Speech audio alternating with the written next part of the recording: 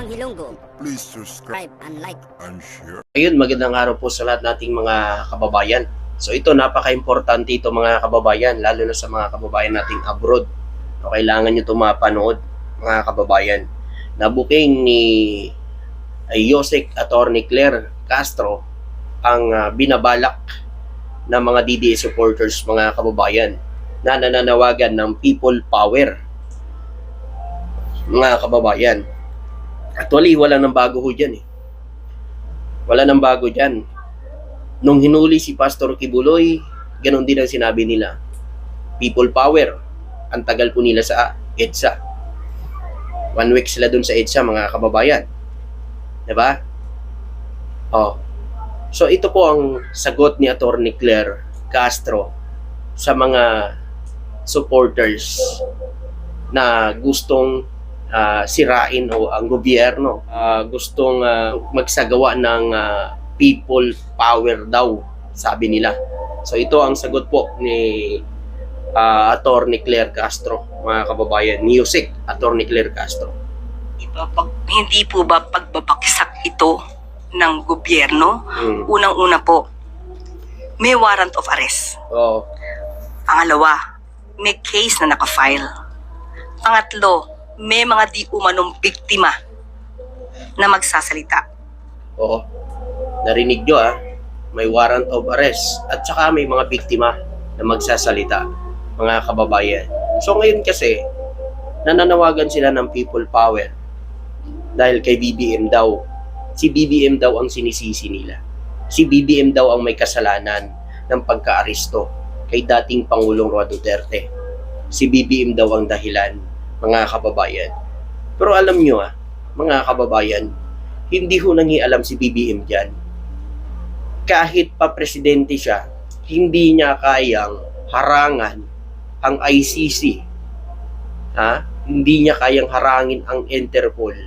Kasi nga mga kababayan, mga taong bayan po ang humingi ng suporta dyan sa ICC. Taong bayan po ang nag-file ng case laban kay dating Pangulong Roa Duterte. Wala pa si PBBM noon. Presidente pa si dating Pangulong Roa Duterte. Siya pa ang presidente noon. Na ipinail yan, kaso na yan sa kanya. Ngayon lang kay BBM nangyari. Ngayon si BBM sisisihin nyo. Tapos gusto nyo panawagan ni Robin gamitin ang executive power ni PBBM para harangin itong pagpasok ng ICC dito sa bansa.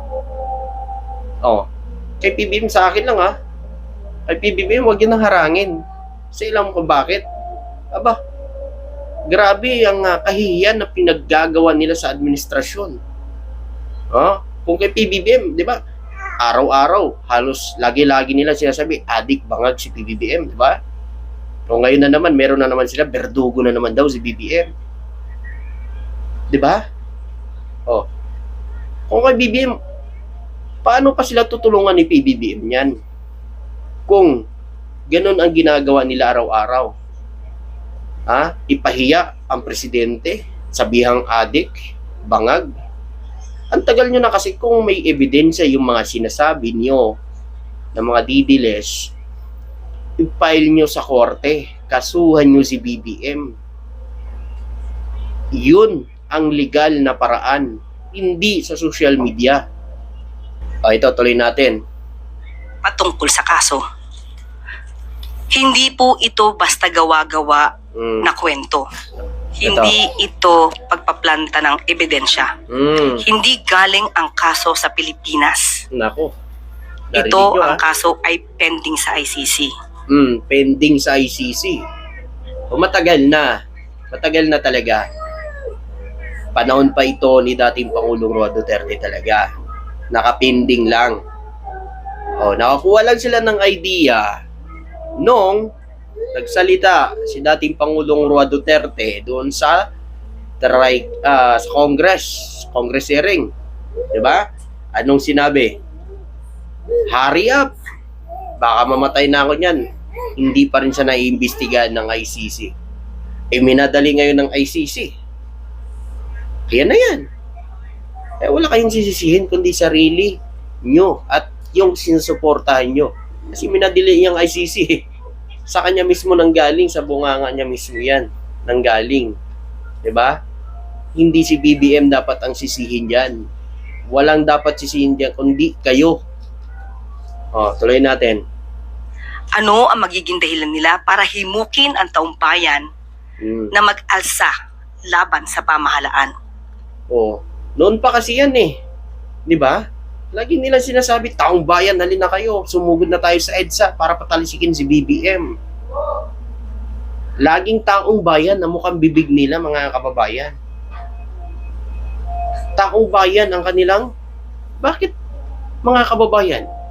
Kung talagang may patunay at ebidensya sila, hindi na nila kailangan ang ano pa ng taong bayan, dapat nilalabas na nila yan. Para makita ng taong bayan. Kasi kung makita ng taong bayan, kung totoo yun, yung mga aligasyon nila at akusasyon nila sa presidente, siyempre, buwang suporta kaagad ng mga taong bayan sa kanila. Kung totoo yan. Eh wala silang nilalabas na ebidensya, paano sila sasamahan ng taong bayan ngayon? Kahit ako, maniniwala ako kapag nilabas nila ang tunay na ebidensya kay BBM, ako, talagang susuportahan ko yan. Mga kababayan, kung totoo yan. Diba? Ang tagal-tagal na nila sinasabi niyan. Ilang bisis na sila nagpahayag. Ilang bisis na nilang binato. Adik, bangag. Nagdadrag si BBM. Wala. Hanggang ngayon, wala pa rin silang inilalabas. Diba? Ganun lang yan, mga kababayan. Bago tayo maniwala, alamin natin yung totoo. Huwag lang agad-agad maniniwala. Porque sinabi nilang bangag adik na kagad, nagdodroga na ang isang tao. Katulad na lang, mga kababayan, ako. Sabihan din nila ako, mga comment section yan, sabihan nila ako, adik din ata to kasi sumusuporta sa adik. Hindi porque sumusuporta ko kay BBM, adik na ako. Bakit? May patunay ka ba? May hawak ka ba na ebidensya na adik si BBM? Meron ka bang patunay na adik si BBM? O sa akin? Kasi ganyan kayo, ang bilis nyo gawa ng kwento ang isang tao. 'Di ba? Hindi porke sinabi lang ng amo nyo na nagdo-drug si BBM, naniwala na kaagad kayo.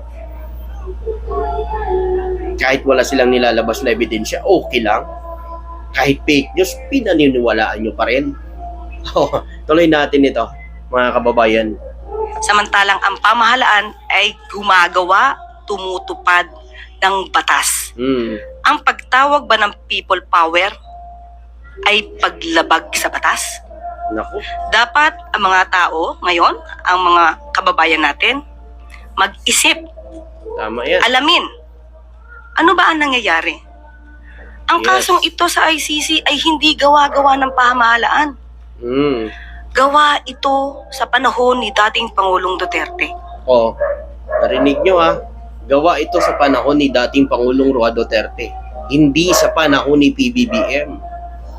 Kaya walang dapat sisihin sa administrasyon ni PBBM. Kasi ang pagpapatupad ni PBBM dito sa bansa ay maayos ang pagpapatupad ni BBM. Hindi inaapakan ng karapatang pantao ng mga Pilipino. Tuloy natin.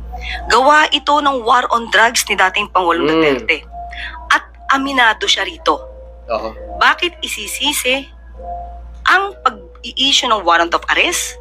Naku. Ang pagpapadala sa kanya sa ICC. Kung siya mismo, sinabi ni dating Pangulong Duterte, "Sue me. I will take all the legal responsibilities on this." Bakit tayo ngayon umiiyak? Samantalang pinapatupad lang naman natin kung ano ang nasa batas. Tama. Mga kababayan. Alam nyo ngayon lang kay PBBM, nagkakaroon ng tamang batas. Nagagamit ng tama yung batas, mga kababayan. Ngayon lang sa panahon ni PBBM, mahirap ka man, mayaman ka man, nasa tama ang pagpapatupad ng batas. Walang inaargabyado, mahirap man o mayaman, pag nagkasala ka, managot ka sa batas. Kita nyo naman, kahit nga nagpakilala pa ng pamilya, ng ating Pangulong Bongbong Marcos, ng First Lady, inaresto pa rin kasi mali ang ginagawa niyang ginagamit ang pangalan ng Pangulong Marcos, First Lady, para mangikil, mga kumuha ng pera, manloko ng tao. So sa administrasyon ni BBM, pantay-pantay ang batas sa tingin dito sa Pilipinas. Pantay-pantay ang batas. So, kung ano man ang nangyari kay Pangulong Duterte, outside po ang presidente. Walang kasalanan ang presidente dahil noon pa, pinail na yan. Noon pa, nung panahon ni Duterte, nag-file na po ang mga biktima, yung mga magulang na naiwan, na nawala ng kanilang mga anak, 4 years old, 5 years old, 7 years old. So, hindi nila kasalanan kung ano man, no? Wala silang alam pa nun. Kaya walang dapat sisihin, kundi ang war on drugs na yun. Na dapat napa-implement yun ng tama. Hindi ako against the war on drugs. Kung walang nadamay, walang mga namatay na mga inosente. Katulad ni Kian de los Santos, nagsasabi pa may exam pa siya bukas. 'Di ba? At kita naman dun sa video, nakatali pa ang bata. 'Di ba? So, nandun kasi ang pag-aabuso sa panahon ng war on drugs. Sino bang nagpa-implement yan? Hindi ba si Duterte? Siya talaga ang mananagot yan, mga kababayan. So yun po, maraming salamat at magandang gabi sa inyo lahat. Maraming salamat.